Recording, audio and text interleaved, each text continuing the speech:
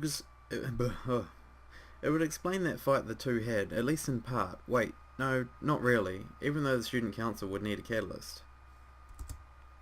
In the end, it doesn't explain much at all, other than the fact that their feud goes back some ways. I guess you have a point. I'm not seeing how that really affects me, though.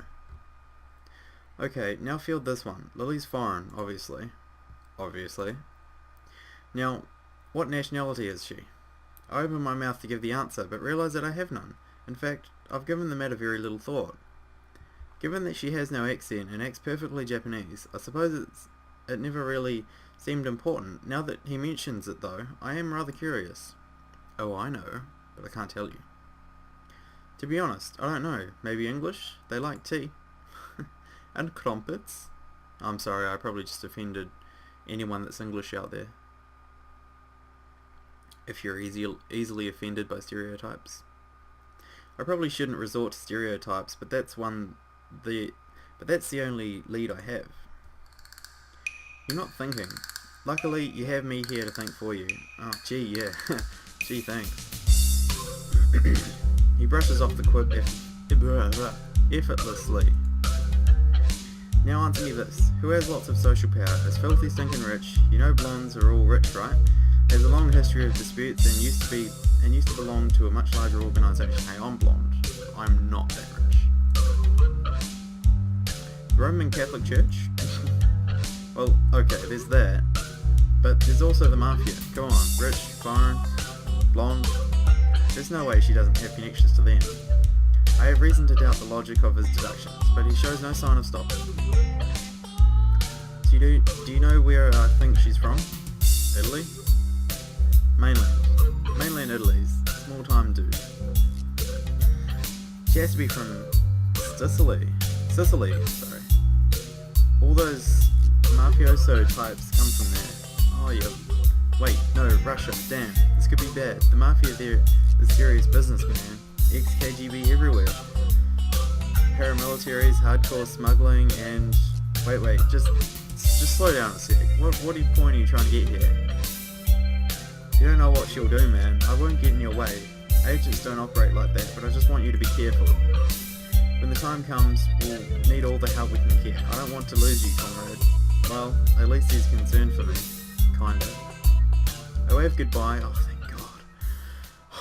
We got out of that hellhole. To him as we separate out our respective classes, but I'm not sure that he sees the gesture. Piling my books into my bag, I catch a glimpse of the library books I'd borrowed last week. I might as well return them, considering they took all of 2 days to finish.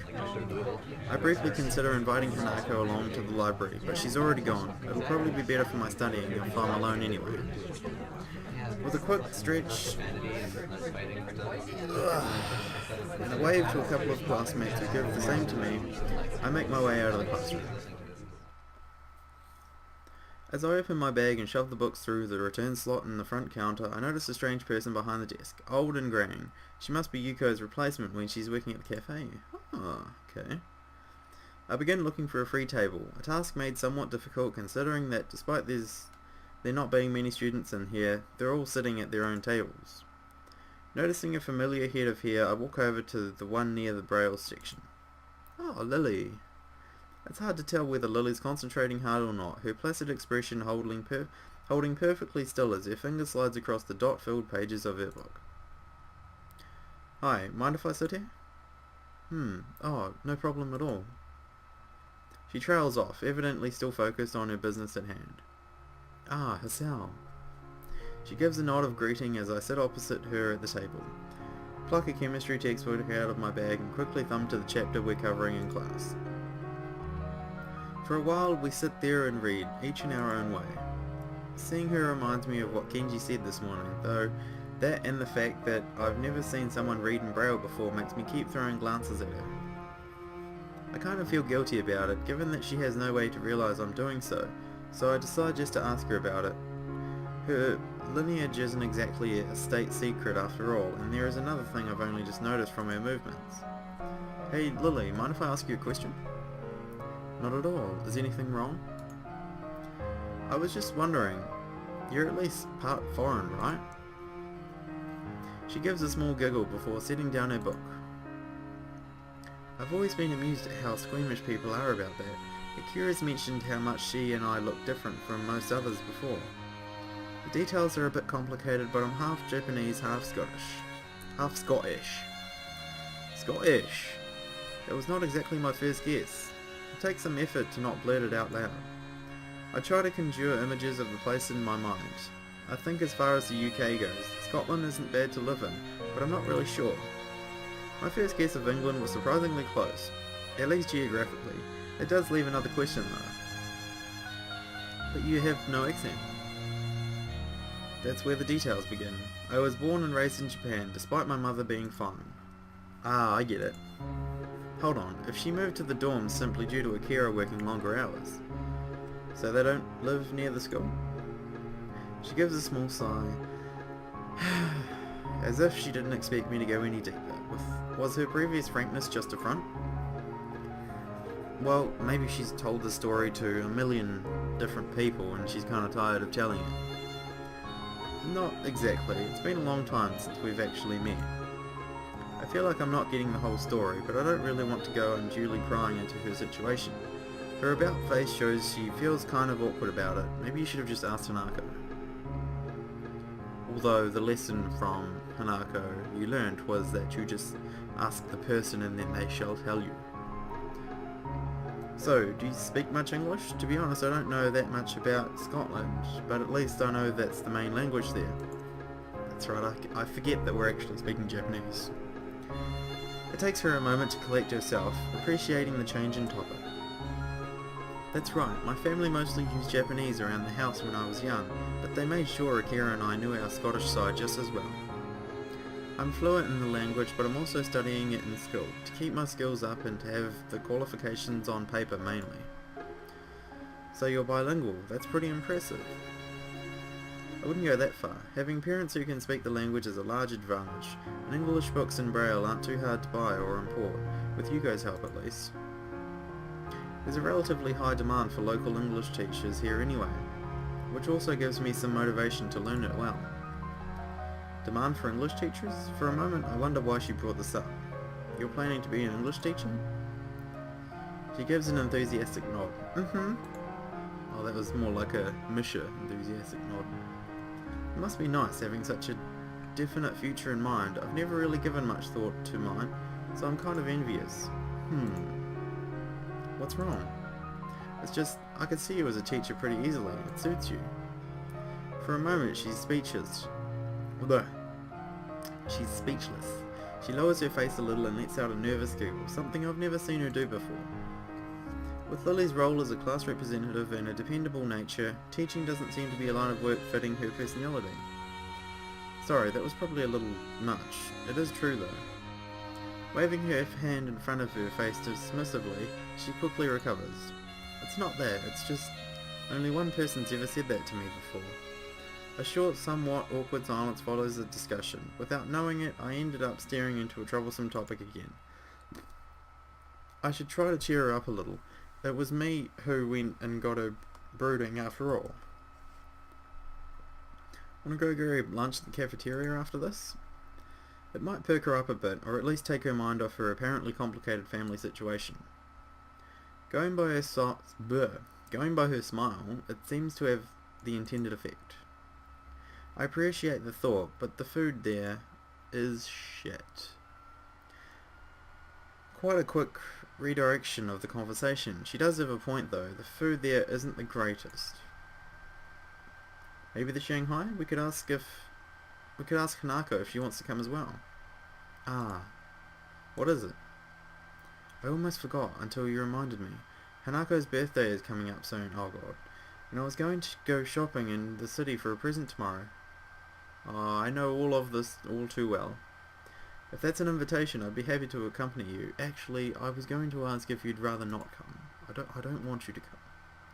The ability to get more used to the layout of the city would probably be a good thing. I have barely set foot in there, so I'd be hopelessly lost by myself. She gives a nod, signalling that she happily approves of this plan for Sunday. We eventually get back to our books, though before I begin reading again, I steal one last glance at her. Maybe I've been thinking on my own situation too much. After all, everybody here would have their own unique circumstances. The chance to get outside and clear my mind will probably do me good, and with Lily... Katawa Shoujo, Katawa Shoujo. Bored of standing in place and watching the television in a shop window, I pull myself away from the tacky display with little effort. After living at Yamaku, the city seems like an entirely different world. No running in the halls, calm and orderly conduct is to be used at all times in classrooms. Students are to exit rooms after checking both directions for oncomers. Not that that stops any. Elevators are reserved for movement-impaired students, single file and stairs. Compared to such strict, almost regimental standards, the city's shopping arcade might as well be a strange country. While the schools may have its full share of hustle and bustle during the city, the outside world is not strange. Having lived in a metropolitan city before my accident, this should feel more natural than Yamaku and the surrounding town ever could. And it feels fine somehow. The elevated walkways and tall buildings, each adorned with billboards, full of them any three people, don't do anything to distract you from the passing crowd's reactions. Lily keeps one hand on my shoulder, the other holding her cane which taps the ground with a metronome-like steadiness. Looking over to her, that neutral smile of hers still holds. Having only seen her in school uniform, I might have recognised her as she sat on the bench waiting for me to come, if not for her cane propped up against it and her distinctive hair. I can't tell whether they're glancing at her due to her height, her foreign looks, her obvious blindness, or all three. Not that any of those would make the situation any less uncomfortable than it is.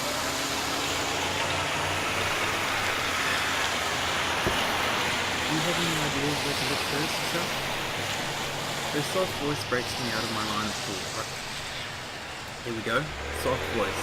I believe I have her voice down. Maybe. Probably not, though. I can't imagine that she's failing to notice the attention she garners, but she seems unfazed by it. I get the feeling she's the type to enjoy walking outside, so she might be used to it by now. Not really, this is my first time in the city, so I've got no idea of where to go. She furrows her brow and thought, planning a route for us to take. And come to think of it, a way to communicate it. Something I'd noticed in the time I've been with her is how, when deep in thought, she lacks close to any form of body language to show it. Her expression may change, but no hint of movement shows. She seems to have little in the way of certain physical gestures in general, so I've assumed it's part of her reserved nature. She is very proper, isn't she? Quite right. Is there a large electronics store near here? I take a quick look around, mostly finding clothing stores. After a few seconds I notice this door with a bright blue sign, some distance away that fits her description. Yep, it's just a bit ahead of us. Should we go in that direction? Thankfully, it's just the information she needed. With a nod, we start off and head towards GameStop. Landmarks being our guide. Here you go, one vanilla, one chocolate. Yum! I hand the money over the counter and take the cones to the railing that Lily's sitting on.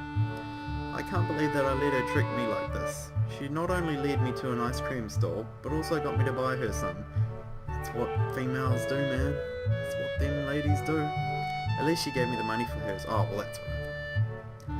Sure enough, she's patiently waiting where I'd left her. I guess she was planning on making the day an event, rather than a simple shopping trip. Oh, she looks adorable. No, that's the wrong word. She looks amazing. I call out to her and slowly, no, that just sounds creepy. She looks beautiful. There we go. I call out to her and slowly place a vanilla cone in her outstretched hands, being careful to make sure she has a good hold of it before letting go. At least her tastes are fairly normal. I was worried she'd ask for some weird flavour when she first asked, like... Damn it, I was gonna make up some weird ice cream flavour, but I can't think of anything. Here's the change. It's okay, keep it. I moved to protest, but realised the futility of doing so over such a small amount. I slipped the coin into my pocket, supplementing my meagre allowance ever so slightly. She doesn't know it's that she actually gave me a 10,000 yen note, and the ice cream only cost 100 yen. Foolish person. Lily shows no signs of wanting to get up, so I take a seat beside her and start eating my own ice cream. The summer weather's nice. Hopefully it'll hold out for a while. You too? I'm beginning to think I'm the only person who prefers winter. If I lived in a place where winter was actually proper winter, I would like winter, but I live in a place where summer is absolutely amazing, so there you go. I'm gonna stop it there, to be honest. I think we've had a good time tonight. I've really enjoyed myself. I hope you guys have really enjoyed yourself. Yeah. I'll see you guys next time.